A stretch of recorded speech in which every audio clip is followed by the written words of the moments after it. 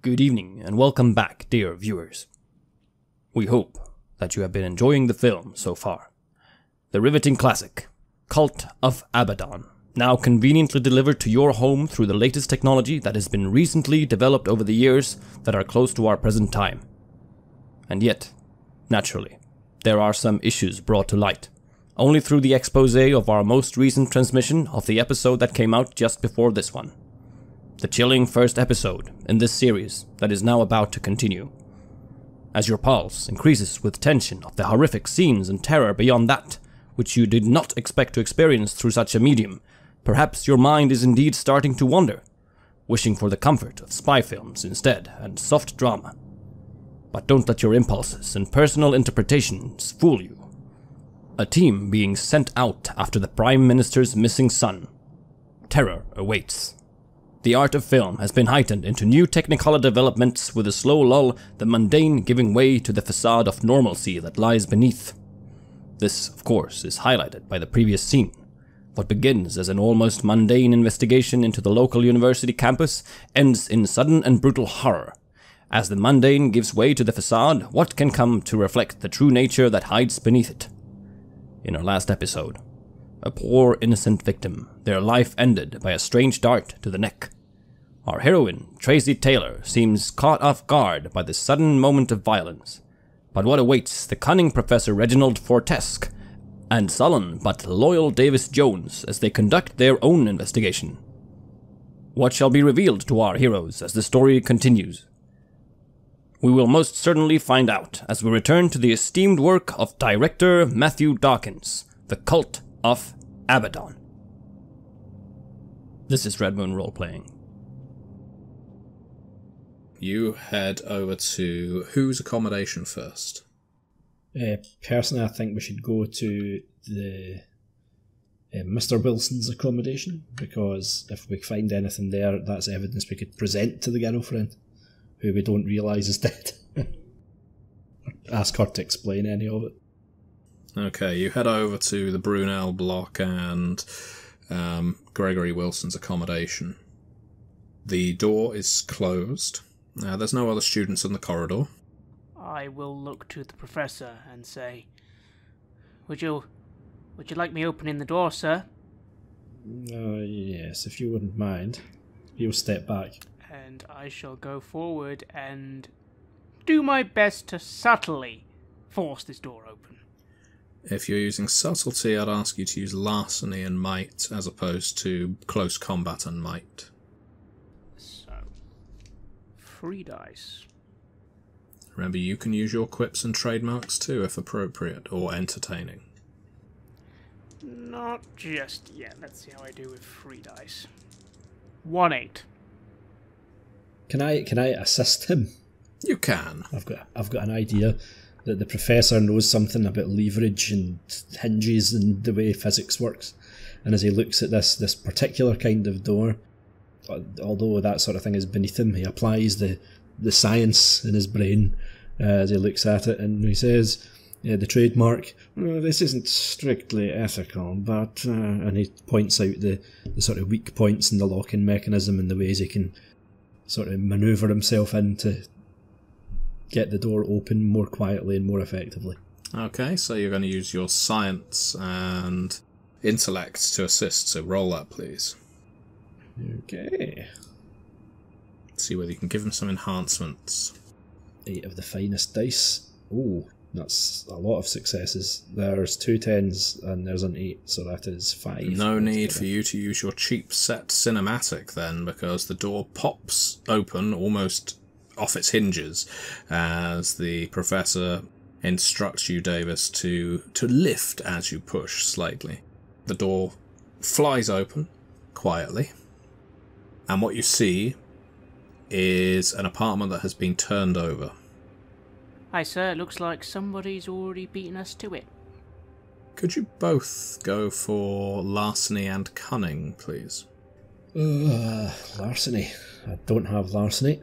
Well, just cunning will have to do. What you're doing is observing the room to see what immediately stands out. Oh, that's a 9 and a 10. I, on the other hand, get a 3. As I say, literally say to the Professor as he's already got in. Aye, sir, it looks like we've already been beaten to the punch. Looks like someone's been messing around the room looking for things. As you got a failure, Craig, that means you gain an additional rewrite, so now there's 4 rewrites in the pool. But John, the Professor, you do take things in, and what you can tell, more than what has been turned over, is how recently it's been done. You can tell because there's a fish tank that has been knocked off of its table, and the water from the tank has not dried yet. In fact, some of it's still dripping. You think this place has been ransacked probably within the last couple of hours. Are the fish still flopping around in the ground, or is it like dead? Oh no, the fish are dead. Sadly, you don't have Tracy with you to utter that quip. There's something fishy about this scene. The Professor will sort of stroke his chin in the time-honoured tradition and say, "Yes, it would appear so. Recently, it seems, the floor here is still wet with the water from this aquarium." How recently do you think that would be, sir? I'd expect no more than an hour or so. I frown as I just, again, go to, are there any windows in this room? There is a single window on the opposite side, yes. I go to the window, open it, and again just start looking outside. As I do so, I mutter towards the Professor, "You mark my words, sir. They're spying on us. Watching. Waiting." Activating one of my quips. Keep that in mind so you gain an additional die for your next roll, which you may want to make now. I'm going to ask you, and it seems to be the skill of the day, to make a larceny. I know you're not usually the right person for this, but a larceny and intellect, please. Davis. Well, that would be 1 dice, but I guess I get a second dice due to... You do get a second die. Remember, if you want to take an automatic failure, you gain yet another rewrite. Well, I only got 2 5s, so it's a failure anyway. Ah, that's fine. Now you have 5 rewrites. You probably want to start using them. And you just see me squinting through the little window, just at anything, really. Well, while this is going on, the Professor will be more interested in what, I take it that the rooms look totally ransacked, as if they've searched every nook and cranny kind of thing, or are they particularly targeting certain areas, certain kinds of things, like only looking through the books and the files and that sort of stuff? So what the Professor is able to ascertain, looking around the room, is actually something quite curious. You don't think this place has been burglarized so much as searched for specific items. And you think that the aquarium probably fell off its moorings by accident. It doesn't look like anyone's rifled through the bedding at the bottom of it, to find a hidden key or anything like that. It just looks like it's been knocked, at which point you can see there are footprints heading toward the window of the accommodation, although they are largely dry. It looks like someone was looking for something, and maybe got disturbed after they knocked the fish tank down. It looks like they went this way, he says, indicating the footprints. And perhaps exited through that window at which you now stand. But he has a thought that if they didn't rifle through the sort of bedding of the aquarium, that maybe he should, and see if there's anything in there. If that's a place that they didn't look, naturally, if they didn't find what they were looking for. That is indeed true. You're not going to need to roll for that. You basically sift your fingers through. Sadly, you do not find anything. Though it was an inspired idea. Well, my mother always did tell me I had to get my hands dirty someday. Aye, sir. Sometimes in life we do need to get our hands dirty, but as long as it's the Lord's work, it's a righteous dirt. Yes, he says, sort of not particularly bothered about this zealotry, but he'll sort of I suppose resume the search that these people were broken off from. I do believe our friend has been disturbed from his search. Maybe we can find what they could not. At this point, do I perhaps, as I'm looking out the window, maybe now hear the sound of sirens? Yes, although you're not on campus grounds so much as Tracy was or is. So it's a little distance away. In that case, I just frown a little. And I go around the room trying to help the professor look, but again, I'm not very subtle, just sort of opening drawers and upending things. I would like to ask what you're looking for, if there's anything in particular. It's all very well picking through the ruins of a room, but unless you know something that you're looking for, or the kind of thing you're looking for, you're not going to find it. Yeah, the professor's looking for anything that would be connected to the occult, anything indicating the membership of any sort of societies, that sort of thing.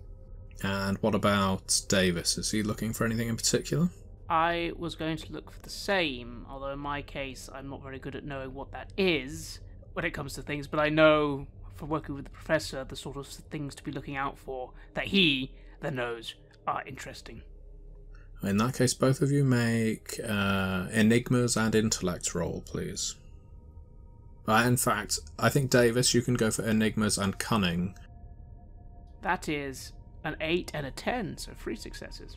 And remember, you... oh no, you've already spent your quip, so forget what I was about to say.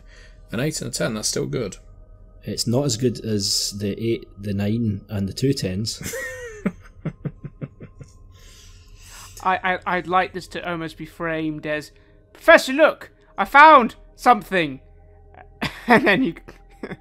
My dream turnip. Okay, Professor. What you are able to find is a family photo beside the bed, and you can see good old Harold Wilson there, Prime Minister, his wife, 2 sons, and you can see there is a bit of a protuberance from the photo, and you wouldn't have noticed it as unusual. It could have just been a screw in the photo frame. Except with that many successes, it looks amazingly like a star shape. It seems our friend, the Prime Minister, is slightly overweight, and he'll try to access it. This is not the same thing that Davis found. We'll get to you in a second, Davis. So, Professor, you undo the back of the photo frame, and indeed, there is a small medallion with a many-pointed star. You count 12 points on the end of it. And yes, it is a symbol you recognise of occult significance. He'll sort of like hold it in his hand, and he'll stare wistfully off, to the left of the camera shot, and say, "These are the tools of superstition and fantasy," which is indeed one of his quips. Yeah, lovely use of a quip again. And in fact, I'm going to burn a rewrite and have a bolt of lightning strike as he says that. I fully agree. I'm going to further that, and as the bolt of lightning comes down, the skies open and the rain starts to pour. Now, Davis, you likewise found something. Usually you wouldn't be on the lookout for much in the way of written material, but you just happened to be by Gregory's desk when your eyes caught something.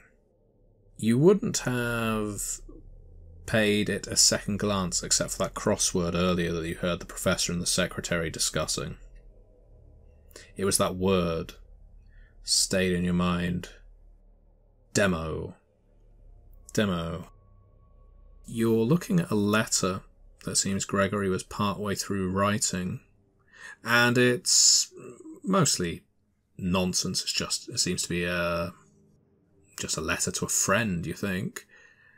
But you put your hand over the body of the text, and you see that from the dear at the top to the "now I must go" at the bottom, that the first letter of each paragraph spells out demon.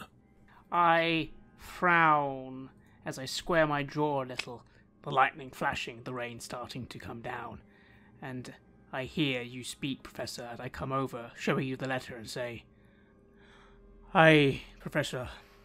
Lord protect us. This be the work of devilry. It's my thinking, anyway. Then Mr. Wilson's lady friend may be in grave danger indeed. You think? Aye, you might be right. We should be getting back to to Miss Taylor. She could be in danger. Yes, let us waste no time. Okay. I'm going to state that the three of you are able to meet up at a prearranged place. Good thing we thought of that. Yeah, it's almost as if the movie caters for this kind of thing. You meet on the corner closest to, equidistant from the student block and the common area. From the looks of it, as you stand in the rain, Tracy has had quite a fright. My hair is almost flat to my skull from the downpour, and kind of shivering. But you can almost tell that it's just not shivering from the cold that the rain brought, but there's something else amiss. Miss Taylor, whatever's the matter? You look a little flustered. Yes, I believe Miss Jackson has ran into some serious trouble. As in, she is dead. Dead? How on earth did that happen? I very, very gently pull out the little feathered arrow, or dart, sorry. The little feathered dart that I'm carrying in my pocket. I look around, make sure no one else sees it, and I show it to you. Miss Taylor, would you mind carefully passing me that? It's most probably poisoned, I would say. And I begin looking it over. I am no man of science, not like the Professor, but I am a man of survival. And well, I can sniff out a poison at 20 paces. So I'm going to see if I'd like to try using my survival skill with something to see if maybe I can learn something from this poison dart. Yes, could you use your survival, and I think I'm going to ask for your stamina, please. Oh, lovely. And that gets a bonus dice because of the trademark, yes? You gain 2 dice for using your trademark of smelling out poisons. That is a 10 and an 8 for his successes. Excellent. You would recognise that smell anywhere. That's the smell of the Brazilian wandering spider's venom. Why, you know it so intimately, it could be the smell your grandmother used as perfume. It wasn't. Hi, Professor. Have a look at this. Brazilian spider venom. This is very... Well, let's just say you can't get this down the local convenience store, if you know what I mean. So whoever wanted the lady dead is clearly very well resourced. Professor, do you recognize the feathers? He'll examine the object, see if he can see anything about it that catches his eye. Actually, I'm going to say, let's examine this from a scientific perspective. And use my intellect, if you don't mind. Yes, of course. And, in fact, science and intellect works just as well. The natural world. So, a 2, 6, 9, 9, 5. So, hold on. I've got 2 8s, 2 9s, and a 10. Wow, okay. So, yeah, we're not getting too many failures in this game, but that's fine. It's 8 dice, in fairness. You think you can recognise every damn feather on this thing? Yes, some of them are exotic and imply origins from the Amazon. However, those yellow feathers are naught but common from the average, everyday budgerigar. While the poison ends, certainly these parakeet feathers are very exotic indeed. These are very common budgerigar feathers. Can be found in any local pet store. What was the name of that society they said he belonged to? Was it Colonial Club? Aye, sir, I do believe it was the Colonial Club. I suspect them to be gentlemen of means. Do you think they have an aviary at this establishment? I'm unsure, but certainly there would be people there with the money, and possibly who are well travelled enough to have gained access to these particular ingredients. And so, are you heading to the Colonial? Or is there further doings that you wish to do at the university? I personally reckon we should be going to the Colonial Club soon as. After all, our perpetrator may just be running back there now. I would like to do one thing before we leave, if you don't mind. Oh, of course, sir. He's going to take the sort of necklace medallion thing, and he's going to go to the library and see if he can cross-reference that symbol and see if there's any reference to it in any texts that he's aware of. Okay, this is effectively a montage scene. We're not going to linger too long in the library. What we're going to assume is that the professor goes through stacks of books. We see him scratching his head. He's poring through paper. What are the other two of you doing while he's doing this in the montage? I think actually Tracy would like to seek out this Tom and try to make sure he doesn't tell of her inquiries and her little larceny from before. Okay, I like the idea that interspersed with this montage, there's you find him quite shaken, your hand's on his arm, you're saying, it's alright, no, it's okay, and he's nodding and he's a bit scared, but eventually he develops that stiff upper lip, and of course, we're still on for that drink later, of course. And yeah, by the end of the consoling process, you have given him a reason to smile and laugh. And what about Davis? What's he doing during the montage? I feel you'll just see Davis opening the boot of the car that we use. I'm probably the driver, makes sense. And you just see me checking the boot, and then taking out quickly one police baton, equipping that, and one small gun, which I do indeed have a license for, and all that being sort of quickly pocketed, put into my belt, and covered up, of course, by my large overcoat that I have, which is a nice white overcoat. I actually will dress in white underneath my quite smart suit attire. Very good. Here's what you find, Professor, through your researching, that the star is associated with the dread Lord Abaddon. I knew it! Unfortunately, we've already used dramatic meteorology in this game, and until we use the rest of the cinematics, dramatic meteorology will not be making a reprisal. But, if we had it, that would have been another fine occasion for lightning. As it is, the rain has not stopped. So in lieu of there being any lightning, as he sees that passage in the book and the symbol in front of himself, he sort of his eyes come up from the pages to again look off into whatever it is he's looking off into when he has these little moments, and he slams the book shut in his hands and slams it down onto the table in front of himself, creating an almost lightning-like effect, and storms out of the library to find the other two. Nice. The actor is his own Foley artist. And then you go to the Colonial as a group.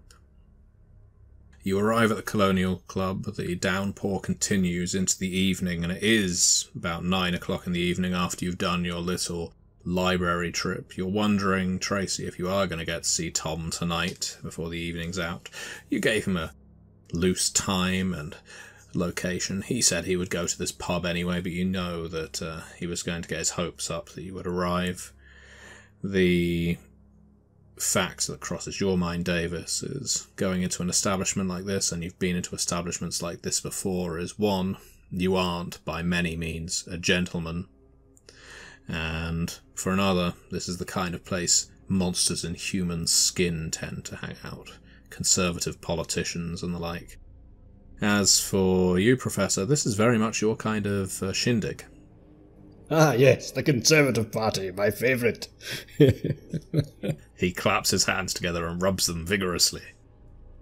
Would it be strange if I suggested maybe for this scene we use small set to condense everything into one singular room? I actually have an idea for that. So I don't know. I'm keen on holding Oh, on okay. to that. No, that's cool. Let's hold it then. You bear in mind, if you burn through all of your cinematics, you can get small set again. And we want dramatic meteorology back. We don't have enough rewrites to cash them all in anyway, and we're not failing enough dice rolls to get more. Okay, so you arrive at the Colonial Club. There's a foyer just on the inside where you can hang your coats and bags and the like. But before you can actually get into the club proper, there is a tall man. He's got dark skin. He has a register in front of him. He looks at you three lazily.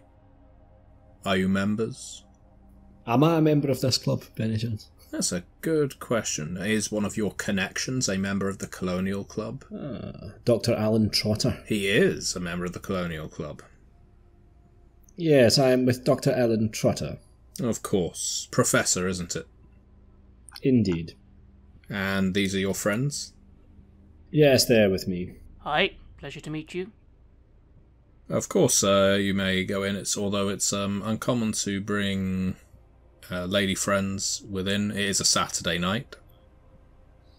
Ah, well, we seek only truth, no matter where it takes us.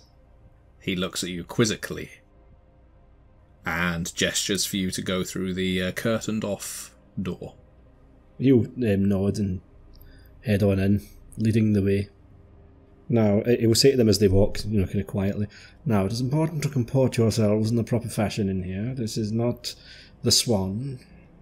Aye, sir. I promise to be the model of civility. You can't be talking to me, are you? No. Of course not, dear. As you pass through the curtain, you find yourself in the traditional gentleman's club. Lots of middle-aged to elderly fellows sitting around, smoking pipes, drinking very expensive whiskey. Some of them being quite bawdy and loud, others speaking low about matters of international politics. There's a small gaming table where some people are playing a bit of whist, and there's a well-stocked bar as well. A slender fellow with thick sideburns mans the bar. Professor, as you've been here before, you know some of these personalities. I wouldn't say that the Colonial is your regular by any means. You know this place through Dr. Trotter, who you're no longer on good terms with after what he disgraced you in the papers and all that. But you have been here before. And as you pointed out earlier, something of note, there is not an aviary, but there is a budgie in a cage above the left corner of the bar. It's the motto, if it's not motto, it's the lucky... The mascot. Mascot, yes. It's the mascot of the Colonial. The Colonial Budgie. Every January they perform some kind of Bullingdon ritual with the poor bird, and if it survives, it gets to live another year. Ah, that budgie. It's been down Colonel Jessup's trousers more times than you would believe, let me tell you. And that is a story we don't want to hear. It is absolutely not a story you want to hear, I'm afraid. Neither does the bird. I don't know, I'm partial to a good story myself, sir. Yes, but this is most definitely not a good story. Still, I reckon that bird is the same sort of bird you were talking about before, weren't you? Indeed, and the right colour. Is there someone in the building who's responsible for the bird when it's not being shoved down Colonel Jessup's trousers? It would actually be the staff, so the barman would be a good place to start. Well, perhaps, Miss Taylor, you can once more work your particular charms on our friend at the bar over there and see if he's seen anyone interfering with, what shall we call it? Chirpy. With the Lord Chirpington III. Lord Chirpington III? Yes, don't ask. I assure you I won't. I kind of shake my head, try to straighten out my hair a bit, and then With a broad smile, I walk over to the bar. He doesn't hide the fact that he looks you up and down. You are a woman, after all. I think I actually take advantage of this attention and kind of, try to stand in a bit more alluring pose. Baby sham, small glass of wine. What does the lady want to drink? Well, what do I have to order to get some information and on the side? What kind of information are you looking for, ma'am? Oh, nothing grand. Just let's say I have my heart beats deeply for birds. He looks over at the budgie. Yeah, you're not the only person in this club that said that. Yeah, I understand it's the club's mascot. That's right. At least this one is. Last one was as well. Last one? Yeah, where they get through them more ways than one. The Lords Chirpington 1 and 2, that'll be what he's referring to. So I just... let's say I'm just a concerned patron here and just wants to make sure that the bird is taken care of well enough. Oh, no, you're not one of these RSPB protection of birds thing. Look, they've knocked on our door before. The birds are well looked after. They have a perfect life, all but for one day. Dear sir, I assure you I'm not. It's more that I would want to know who's usually handling the bird, and if there's anyone who isn't authorized to handle the bird have been doing some handling lately. Well, everyone in the bar at some point or other handles the bird, but for day to day and night to night, it's more the duty of the bar staff, the door people, the cleaners. We take it in turns. We've got a rota for making sure the bird's cage is clean, that he stays fed and watered. He doesn't often leave the cage, to be honest, unless it's on a special day. And is he molting a lot? No, Lord Chirpington III hasn't lost many of his feathers yet. Usually it takes a bit of a shock for that to happen, and so far he's avoided that. And sorry for the weird question, but does anyone, usually take his feathers? He is leaning in as you're saying this, and then he backs up, raises his eyebrows. I said it's a weird question. I'm sorry. It's so silly of me. It's funny you're asking this. Who did you say you were?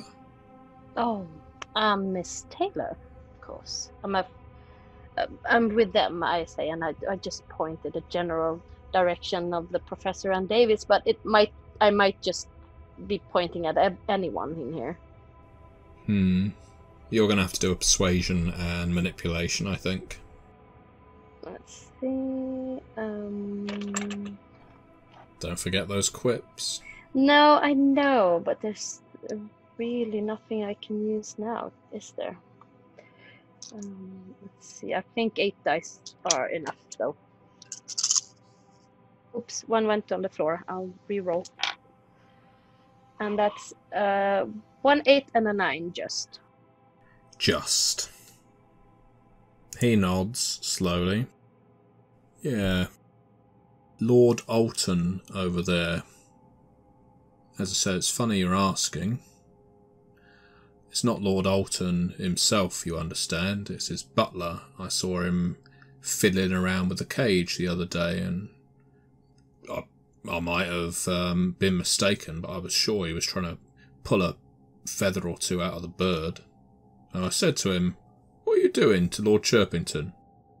He said, "Fly fishing." Fly fishing? Oh. Yeah, baits, lures, things like that. You sometimes attach feathers to them, I'm told. Well, I must say you are mighty perceptive, aren't you? Well, there's not much to look at when you're here. Well, it wasn't until tonight anyway. No, I guess you don't get many women in here. Nah, not often, not unless they're booked. I don't want to know. Oh, I mean caterers. Ah, okay, of course. A gentleman's club would never have anything else but caterers. Well, we got the budgeriggar for everything else.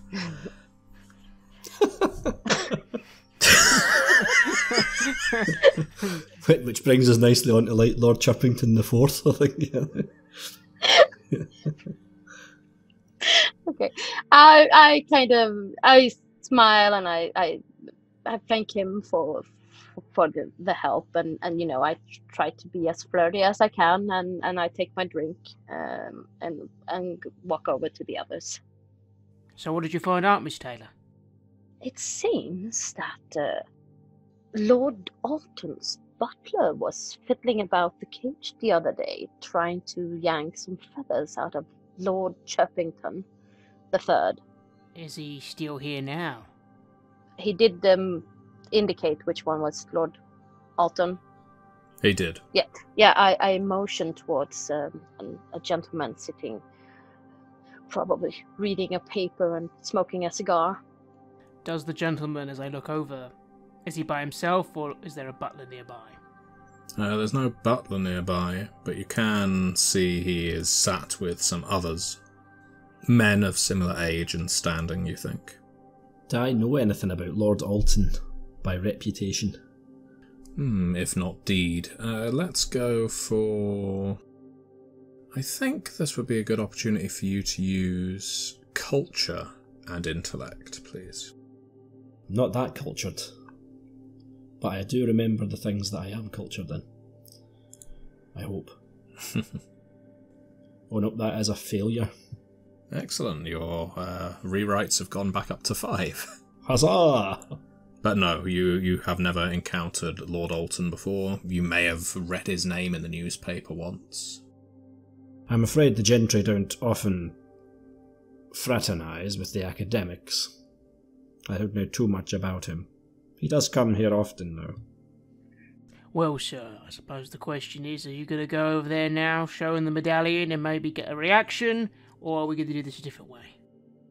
I'm going to inspect the man and the people around him and see if any of them have any sort of paraphernalia or anything like that on their persons that I can see. Let's go... In fact, I'm not going to make you roll for that. You can see with your own 2 eyes as you saunter on by. Lord Alton, on his little finger on his right hand, has a ring that bears the same star crest as the medallion that you found. Indeed, one of the others at the table bears the same ring. It's at that point that coming through the curtain, you see, drenched wet, someone in butler's livery. You can see that he is freshly dressed, but is normally, well, you'd assume, neatly gelled hair. He's been caught in the rain, must have rushed from somewhere. He's all red in the face. He's got a small bag, leather bag, at his side.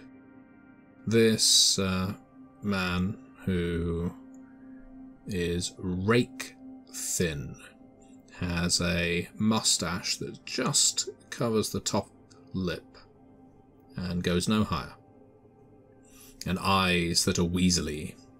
I'm going to nudge Mr. Jones and say, you couldn't by any chance see your way to obstructing that man? As in, stop him coming into the room, sir, or see him on the... Perhaps a short, sharp bump that would see him dislodge the satchel which he's carrying. Oh, yes, sir. I see. And perhaps the contents may spill out. I do see what you mean. I will get up and very swiftly just begin marching to the exit, making 2 bump into this individual. Of course, being the size I am, a bump from me, deliberate, might be quite unpleasant for them.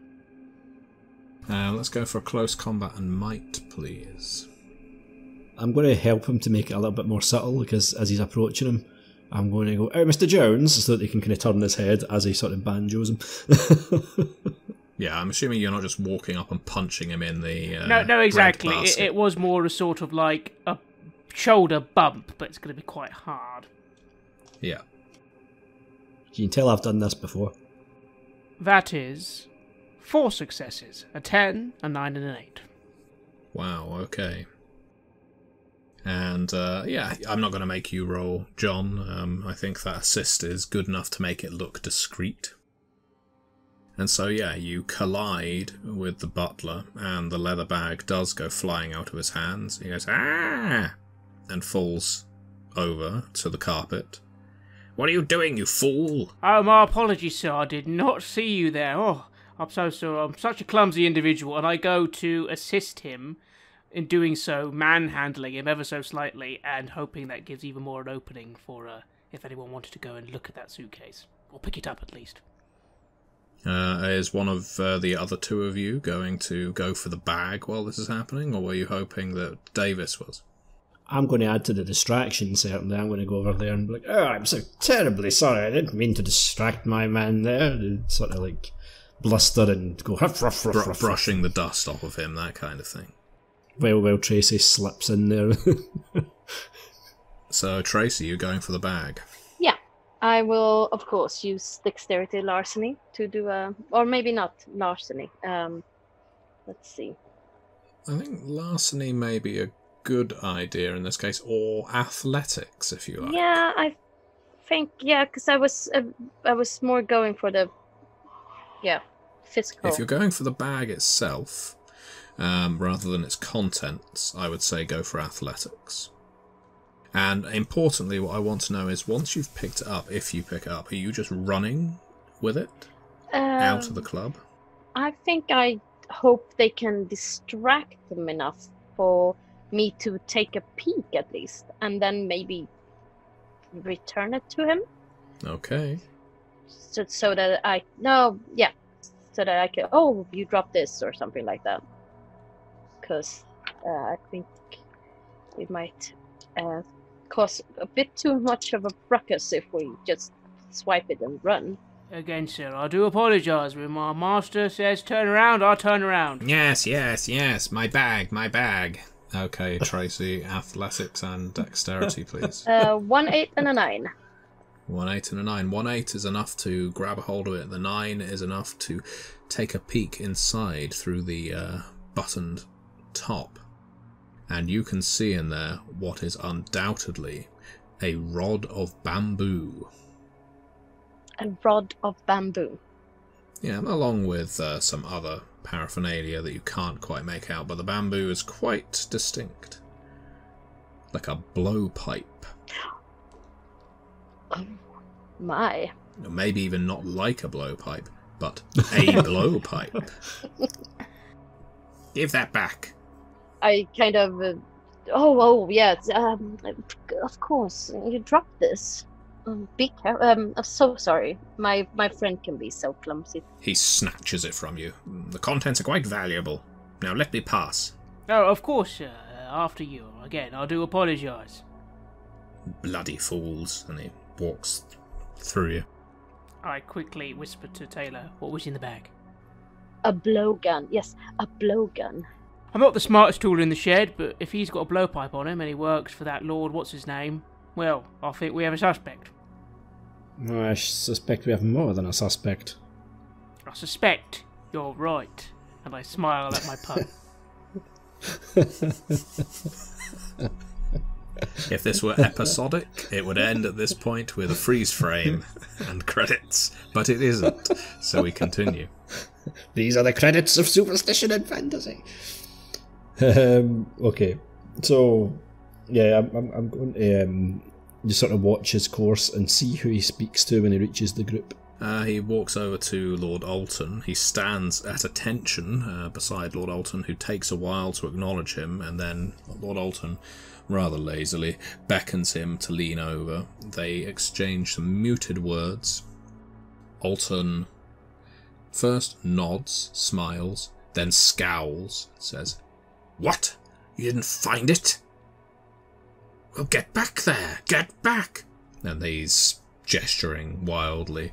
The butler speaks again in a low volume. Fine, we'll look tomorrow when it's calmed down. Can't get the staff, can you? He says to the people around him. No, you can't, says the man opposite him. I lean over to the professor. So here's the question, Professor. Who are we going to be following? We're going to go way outside and follow Lord... what's his name? Home? Or we're going to follow this butler and have some words? Well, the Lord and some of his associates are decked out in the paraphernalia of this cult of Abaddon. And so, I think it may be unwise to approach them directly. Well, what do you suggest then? Have you got any ideas, Miss Taylor? Well, if they have something to do with Gregory's disappearance, and if they might be keeping him somewhere, then I reckon maybe this butler can take us to him. Aye. I'm fine going outside for a bit and waiting for this butler to make his exit. Okay then. So Davis, you head on outside. The rain is now abating. Are the other two of you, the Professor and Tracy, are you sticking around in the club to watch the goings on? Yeah, I'm going to stay inside for the moment.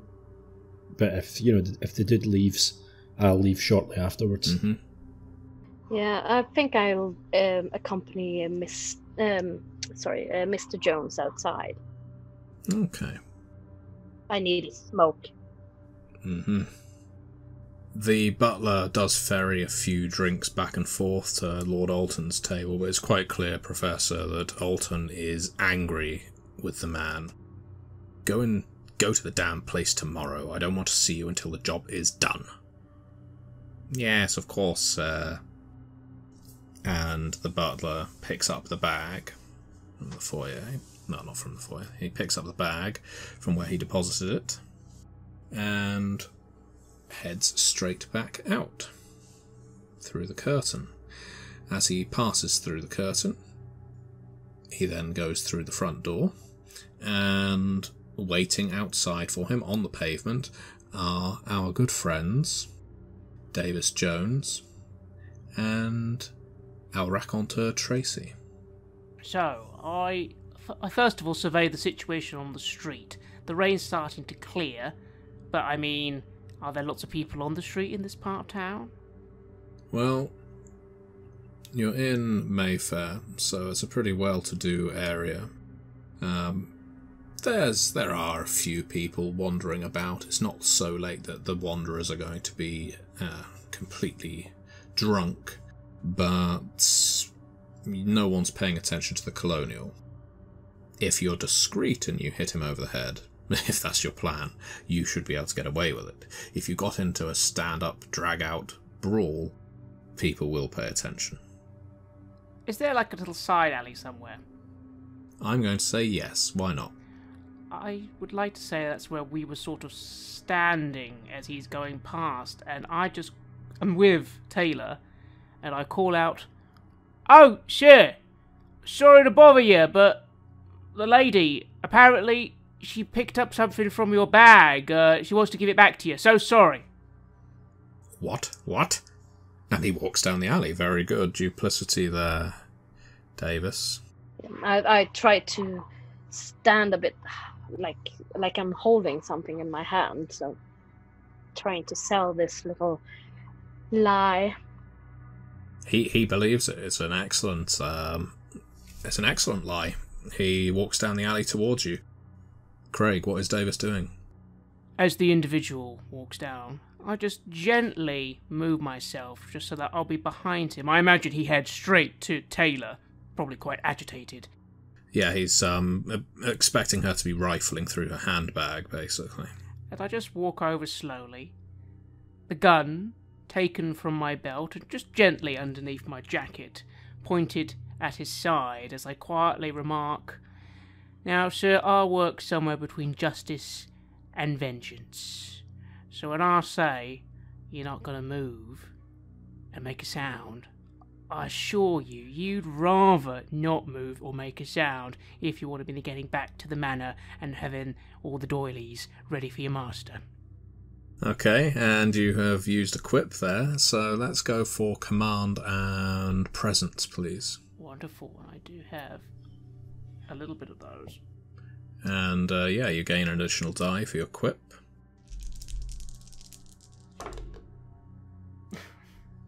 Unfortunately, that is a colossal failure. You can spend some of your rewrites to get rerolls. You've got 5 of them. Actually, you know what? I have a better idea.